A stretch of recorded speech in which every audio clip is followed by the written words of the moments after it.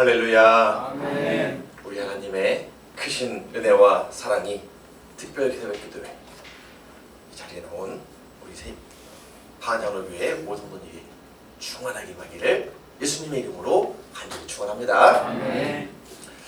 오늘 말씀을 통하여 하나님의 놀라우신 역사하심을 깨닫고 예수님이 왜 필요한지, 또 예수님이 필요한 그들에게 무엇을 우리가 전해야 되는지, 그래서 생명의 열매를 어떻게 거둬야 되는지를 깨닫게 되는 은총되게 되기를 주의 이름으로 간절히 소망합니다. 아멘.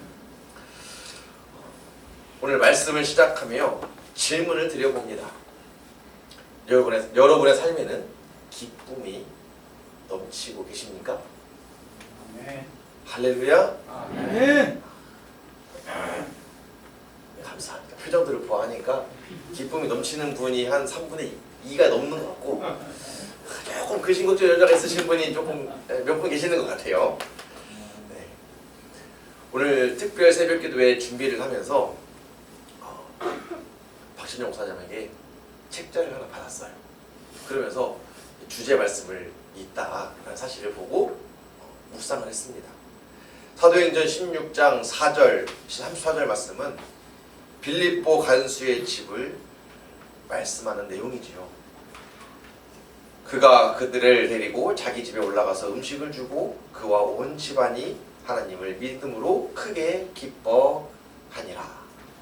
이 말씀이 특별 새벽기도의 중심 말씀이더라고요. 그래서 이 말씀을 특별 새벽기도를 준비하면서 먼저 말씀을 묵상해봐야 하지 않겠습니까? 봤더니 그렇구나.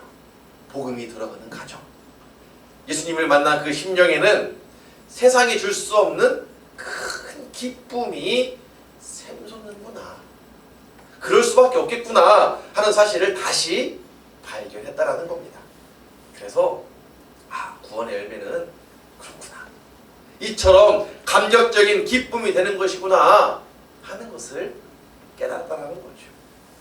따라서 오늘 우리의 삶에도 복음이 있으니까, 예수님이 계시니까 기쁨이 가득하여 주님을 찬양하게 되기를 주의 이름으로 간절히 소망합니다. 아멘. 그런데 오늘 우리가 함께 읽은 이 구약성경의 말씀은요, 기쁨과는 정반대의 현장으로 시작합니다. 오늘 말씀 7장을 읽었는데 말씀의 배경이 되는 6장으로 앞장으로 넘어가 보면 아람 군대에게 포위된 이 사마리아 성의 참상을 고발하고 있죠. 사마리아 성은 완전히 고립되어 있습니다. 모든 식량이 끊어진 상태입니다. 지금 아람 군대가 이 성전을 완전히 에워쌌거든요.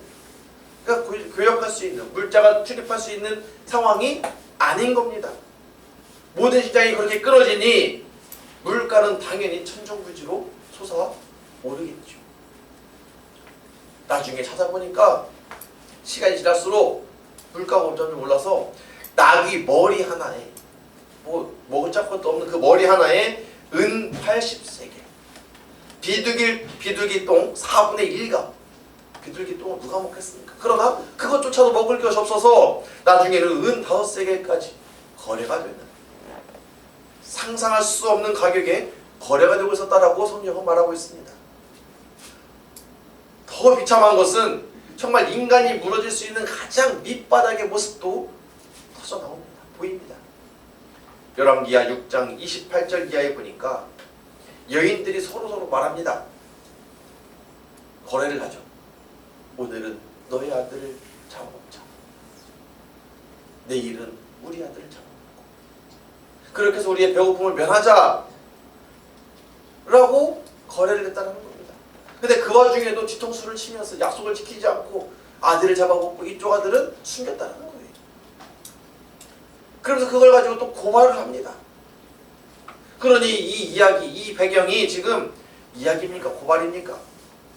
자기의 아들을 삶아 먹어야 했던 그 어머니의 마음, 그리고 그 약속을 배신당한 또 그 다른 어머니의 절규, 이것은요, 그러니 이 상황은 기쁨의 성이 아니라 정말 절망에서 아귀다툼이 판치는 그런 성, 그냥 한마디로 말하면 지옥 그 자체였다는 거죠. 그렇다면 이곳은 왜 이 사마리아 성은 왜 현재 지옥이 되어 있느냐라는 물음입니다. 그것은 결국 한마디로 말하면 생명의 떡이신 우리 예수 그리스도께서 계시지 않기 때문이라는 겁니다. 그런데 바로 이 모습, 세상의 영적 실상의 모습이 이와 같다라는 겁니다.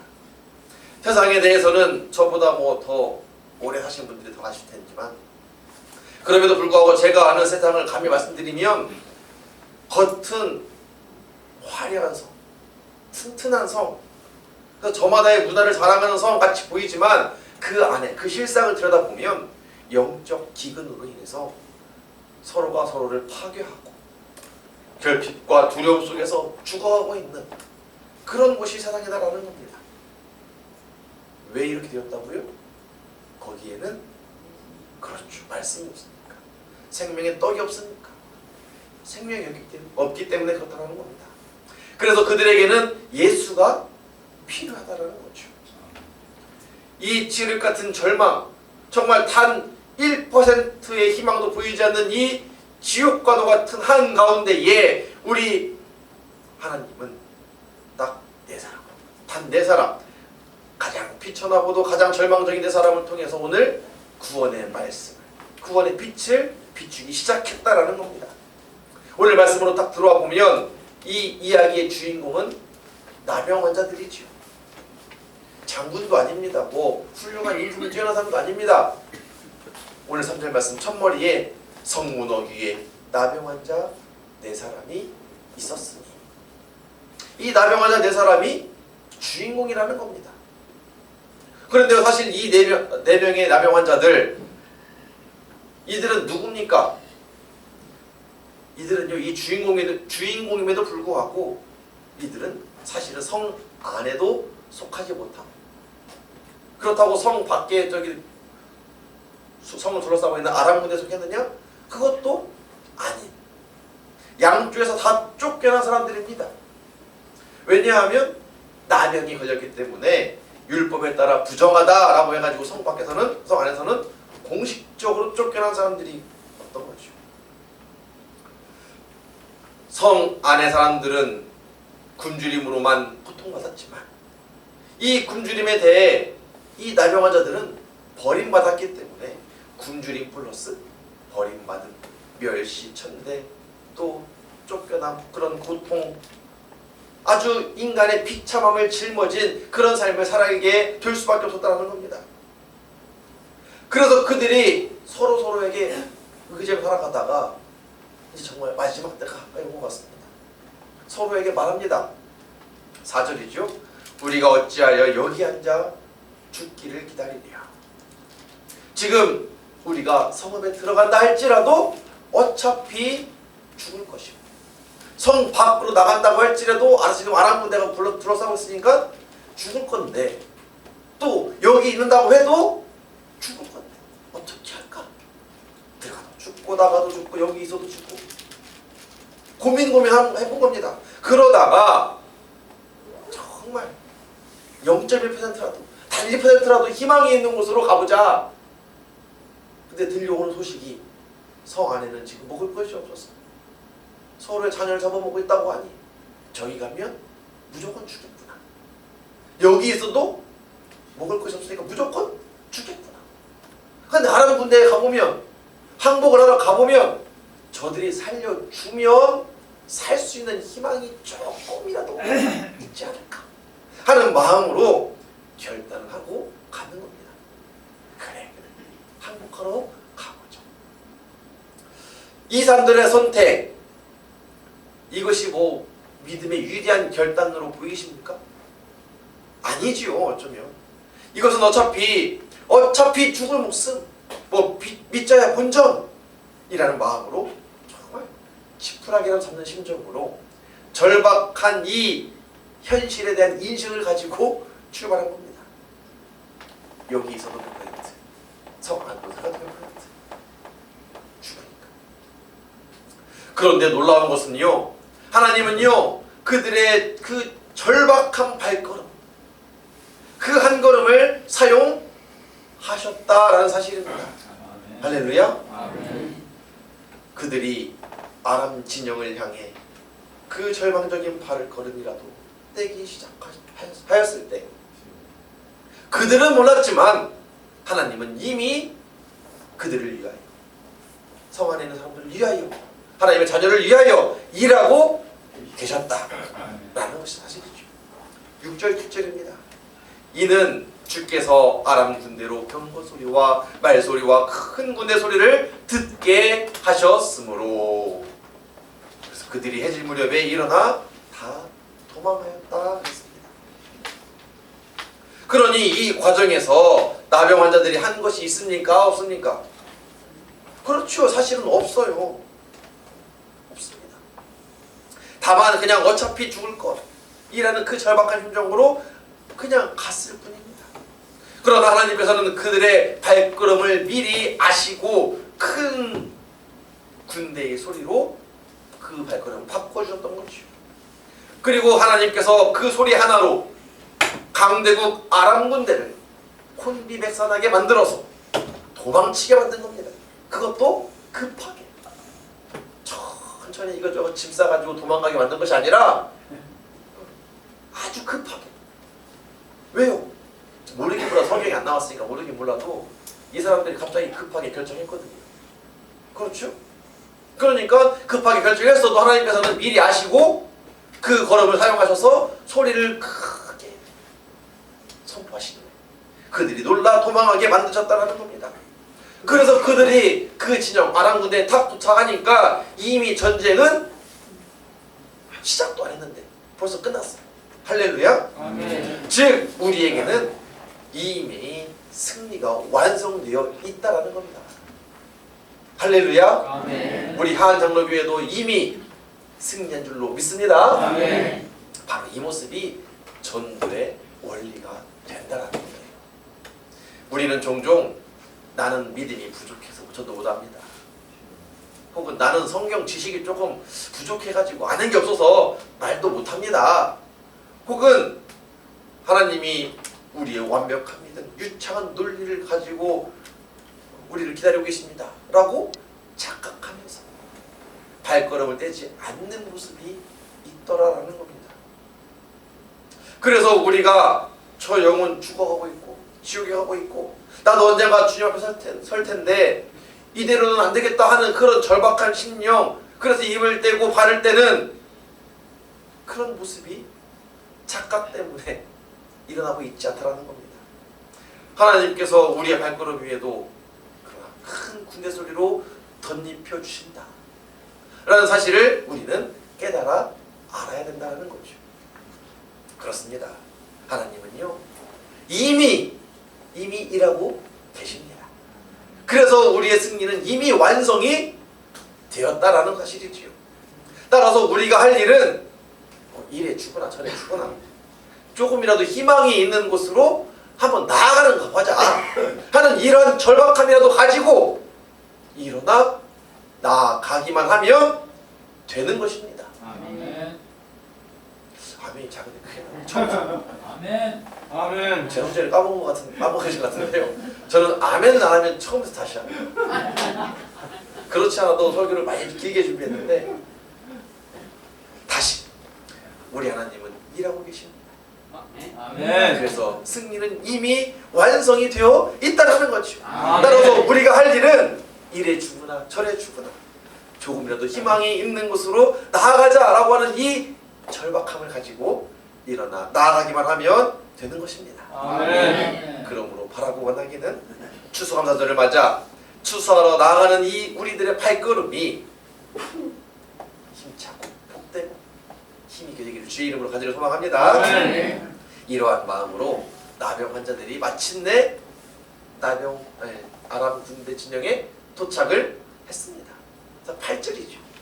그 나병 환자들이 진영 끝에 이르자 한 장막에 들어가서 먹고 마시며 거기서 은과 금과 의복을 가지고 가서 감추기까지 했다라는 거죠. 아람 진영에 도착해보니까 그들이 발견한 것은 텅 빈 진영이 되었다는 거죠. 그래서 적군 한 명도 없었던 것이고 다만 그들 눈앞에는 생명의 양식, 먹고 마시고 즐길 것들이 지천에 깔렸었다라는 겁니다. 정말 상상도 못할 금과 은과 의복들이 가득했다라는 겁니다. 이럴 때 할렐루야 아멘이 커야 되는데, 그렇죠? 어쩌면 이것이, 왜냐하면 이것이 우리에게 은혜가 되는 모습이거든요. 왜냐하면 아무런 대가 없이, 아무런 공로 없이 우리에게 주어진 것 아니겠습니까? 값없는 선물이 은혜잖아요. 근데 그 은혜를 받았잖아요. 얼마나 좋습니까? 그래서 이 나병 환자들은요, 구원의 즐거움으로 허겁지겁 먹고 마시고 즐겼다라는 겁니다. 지금까지 아마 모르긴 몰라도 평생 단 한 번도 만져보지 못한 그런 금보와 그런 음식들을 받았다는 것이죠. 또 말씀에서도 그 받은 은혜 빼앗길까봐 어떻게 하죠? 가서, 그렇죠, 감추기까지 했습니다. 자기만 아는 곳에 은밀하게 숨겼다는 거죠. 이 모습 한번 상상을 한번 해보십시오. 얼마나 좋겠습니까? 평생 멸시받던 그들이 하루아침에 부자가 되었습니다. 평생 먹어도 다 못 먹을 양식이 쌓이게 되었습니다. 얼마나 좋겠습니까? 바라고 원하기는 우리 한장로교의 모습도 팔절과 같은 은혜가 있게 되기를 주의 이름으로 간절히 소망합니다. 네. 그런데 여기서만 그치면 은혜를 소비하는 신앙에만 머물게 된다라는 것입니다. 무슨 말이냐? 우리가 예수를 믿고 구원을 받았습니다. 그래서 빈 진영의 승리의 그 풍성함을 맛보고 있다라는 거지요. 또 먹고 마시고 금과 은을 챙기기도 하고 있다라는 겁니다. 그런데 이것을 나의 구원, 나의 축복, 우리의 가정과 평안만을 위하여 그렇게 신앙생활을 하려고 그 은혜를 숨기고 감추고만 있다라는 겁니다. 그 은혜를 나만 알도록, 많이 알아도 함께 간 4명만 딱 알도록 감추어 두고 있다라는 거죠. 모르긴 몰라도 한편으로는 그래서 그들이 합리화됐을 것 같아요. 성경에 안 나왔으니까 모르는 말이지만 숨겨두면서 합리화하지 않았을까요? 성 안에 있는 사람들은 우리를 내쫓은 사람들 아니냐, 우리를 핍박한 사람들 아니냐, 우리에게 고통 준 사람들 아니냐, 그러니 우리도 저들에게 고통을 주는 것 어쩌면 당연해. 또 솔직히 우리는 지금 1%의 가능성을 믿고 목숨 걸고 이 자리에 온 거 아니냐, 그러니 우리가 승리를 쟁취하는 거 맞지. 나는 은혜를 드릴 자격이 있지만 저들은 목숨 걸고 한 적이 없잖아, 나만 드릴 거야 하면서 나는 기도하는데 저들은 기도 안 했으니까. 우리의 신앙이 나만 누리는 신앙, 나만 구원받으면 끝나는 신앙, 즉 소비하는 신앙에 있었다는 거죠. 합리화하면서. 그런데 우리 하나님은요, 우리가 이러한 소비하는 신앙에만 머물러 있기를 원하시지는 않더라는 사실입니다. 그 사실을 아는데 하나님께서는 그들에게도 세미한 음성으로 마음에 감동을 주시기 시작합니다. 그들의 내면에 성령의 음성을 듣게 만드신다는 거죠. 특별 새벽 기도를 통해서 우리에게 말씀하고 있다는 겁니다. 그래서 오늘 9절 말씀이 나오는 겁니다. 9절 말씀, 오늘 설교의 핵심 말씀 중에 하나인데 다 함께 9절 말씀을 읽어보도록 하겠습니다. 시작. 나병 환자들이 그 친구들에게 서로 말하되 우리가 이렇게 해서는 아니 되겠다. 오늘은 아름다운 소식이 있는 날이거늘 우리가 침묵하고 있도다. 만일 밝은 아침까지 기다리면 벌이 우리에게 빛이 지니 이제 떠나 왕궁에 가서 알리자 하고. 아멘. 즉 성령의 음성으로 우리가 옳지 않았구나, 그 사실을 깨닫게 하셨다는 겁니다.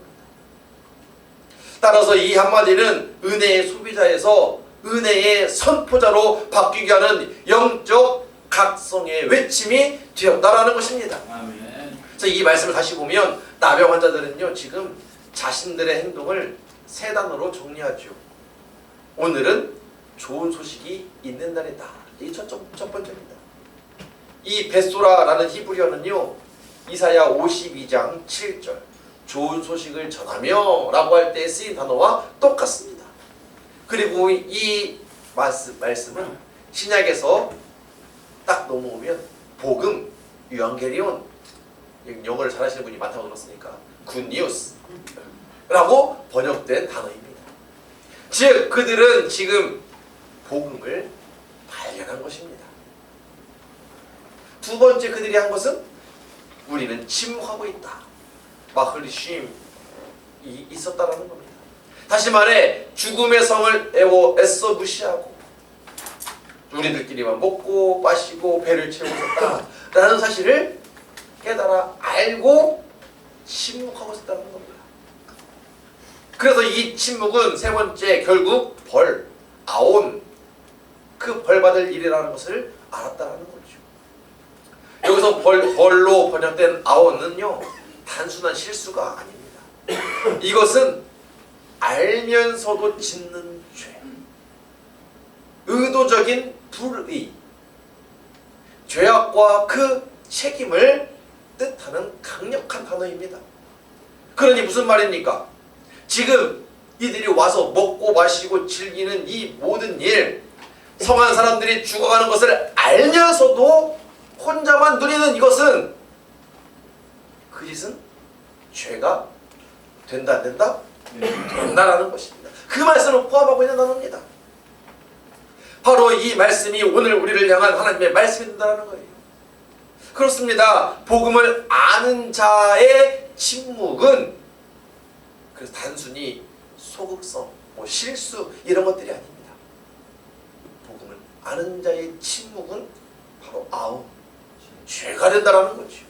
다시 말해 우리에게 주신 은혜는요, 하나님께서 소비하라, 너희들만 먹고 마시고 너희들면서 즐겨라 라고 하면서 주신 복이 아니라는 겁니다. 이 복은 선포하라, 알리라고 우리에게 주신 복이다라는 거죠. 그러므로 우리가 왜 전도해야 됩니까? 그것은 우리의 사명이기 때문에, 침묵 자체가 하나님 앞에서 아온 죄가 되기 때문이다라는 거죠. 사실이 그렇지요. 지금 성 안에서 비록 나를 버렸지만 성 안에는 지금 나의 형제, 내 이웃들이 굶주려가고 있잖아요. 앞서 말씀드린 것처럼 6장의 그 비참한 상황, 서로의 자녀를 잡아먹고 있을 수밖에 없는 그 상황, 조금만 더 지속되면 어떻게 되겠습니까? 결국은 다 죽게 되는 것입니다. 그런데도 이 빈 진영을 발견한 우리가 입을 싹 씻고 닫고 있다고 한다면 이것이 어찌 옳은 일이 되겠느냐 하는 것입니다. 그러므로 바라기는 이웃에게 우리가 받은 복음, 그 사랑을 전하고 복음을 전하는 일에 최선을 다할 수 있는 저와 여러분, 우리 한정교회 온 성도가 되기를 주의 이름으로 간절히 소망합니다. 아멘. 성령의 음성을 듣고 나병 환자들은 복음을 들고 그렇게 죽음을 각오하며 일어났습니다. 그래서 마침내 이 좋은 소식은 나병 환자들의 외침을 통하여 성 안 전파가 되기 시작합니다. 그것이 10절, 11절 말씀이죠. 그들은 문지기에게 알렸습니다. 그리고 문지기는 왕궁에 가서 알렸죠. 그렇게 복음이 선포되자 성 안에는 두 가지 반응이 나타납니다. 첫 번째 반응은요, 믿고 생명을 얻은 백성들의 반응. 물론 처음 소식을 들은 왕은 의심했죠. 11절에 보니까요, 이것은 아람 군대의 함정일 것이다 라고 의심했다라는 겁니다. 그러나 정탐꾼들이 빈 진영이 있는지 없는지를 확인하고 돌아오자 16절은 이렇게 기록하지요. 백성들이 나가서 아람 사람의 진영을 노략한지라.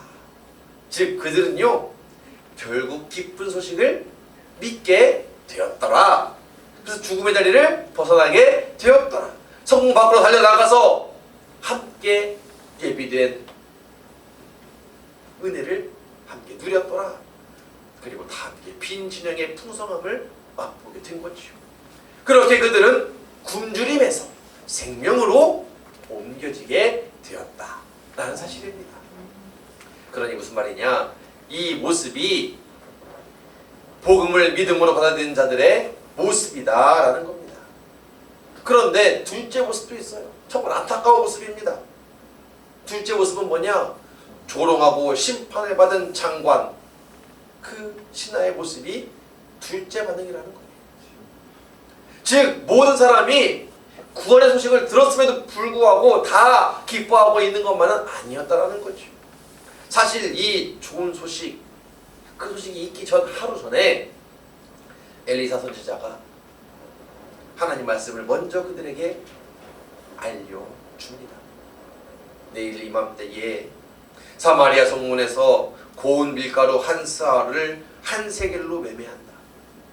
지금 한 세겔이 아니잖아요.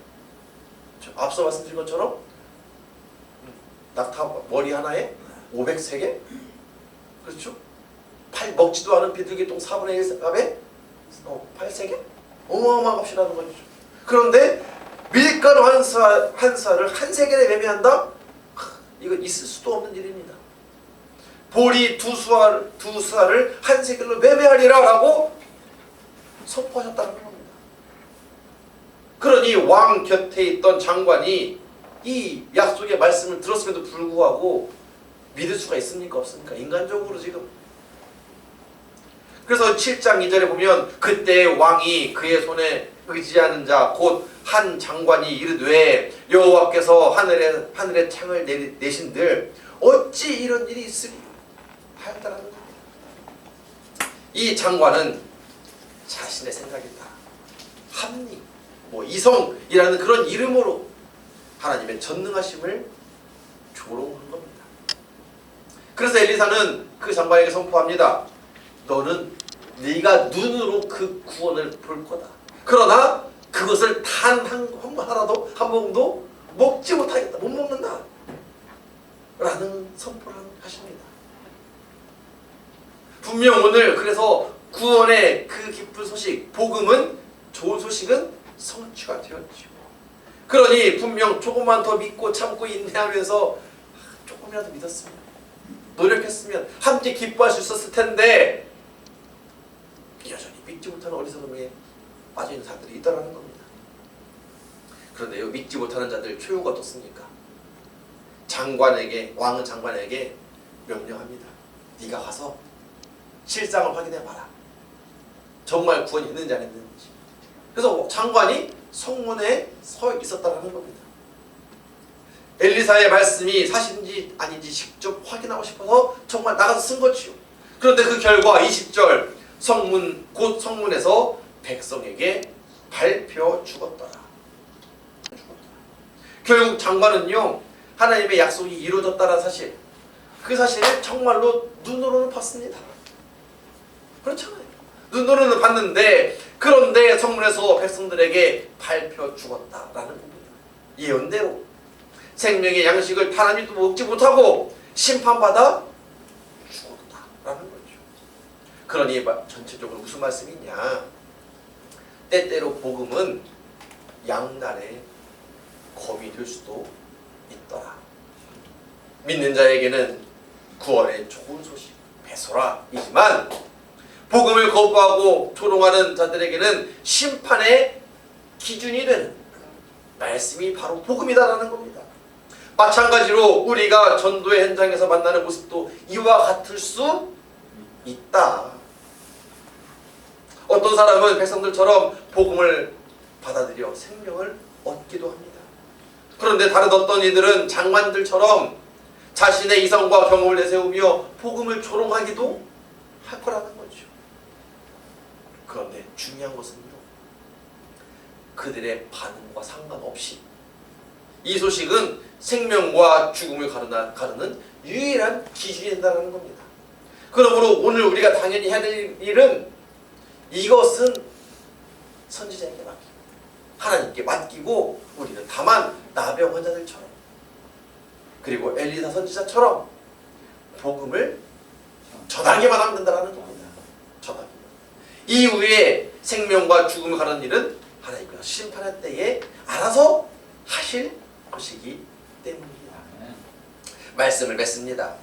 사랑하는 우리 한장로교회 성도님들, 세상 사람들에게 왜 예수님이 필요하겠습니까? 이유는 여전히 그들은 사마리아 성 안에서.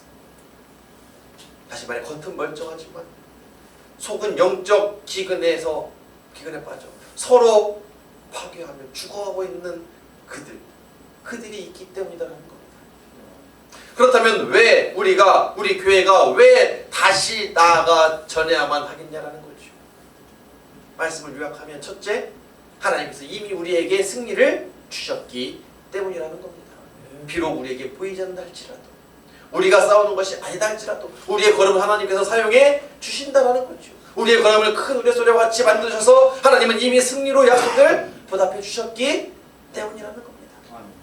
두 번째, 복음을 아는 자의 침묵은 죄가 되기 때문이라는 겁니다. 나만 누리는 이 소비의 신앙을 그러니 넘어서서 선포하는 신앙으로 우리는 나아가야 한다는 거죠. 그리고 세 번째는 이 소식을 듣는 태도가 그들의 영원한 생명과 죽음을 가르는 기준이 되기 때문이라는 겁니다. 따라서 우리의 침묵은 한 영혼이 심판의 자리에 서도록 방치하는 것과 같은 그런 것이라는 사실을 깨닫고 우리는 복음을 반드시 전해야만 한다라는 것이죠. 마지막 보너스, 구약의 나병 환자들이 발견한 이 빈 진영의 복음은요, 신약의 예수 그리스도의 빈 무덤과 사실은 연결이 돼요. 완성이 된다는 겁니다.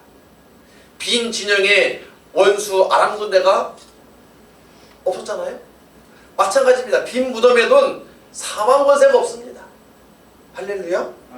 또 빈 진영에는 생명의 양식, 금은보화가 가득했지 않습니까? 이 빈 무덤에는 부활의 생명과 하늘의 은혜가 가득하다라는 사실입니다. 그러니 이와 같이 하나님은 이 모든 것을 준비하셨다는 사실을 우리는 발견한 우리는 그 사실을 전하기만 하면 되는 거예요.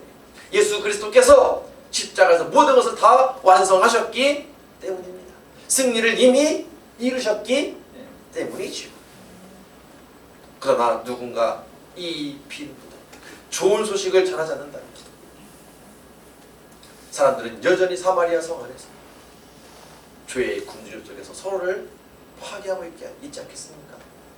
그러므로 바라고 원하기는 우리의 가족, 우리 사랑하는 이웃들, 친구들, 지금 튼튼하다고 믿는 화려의 그 성 안에서 여전히 결국 굶주릴 수밖에 없는 그들을 이제 우리의 눈으로 보면서 성령의 음성을 듣게 되기를 주의 이름으로 간절히 소망합니다. 아멘. 그리고 우리에게 믿음의 빈 진영, 빈 무덤의 복음이 이미 들려져 있다라는 우리의 손에 생명의 말씀도 보시기 바랍니다.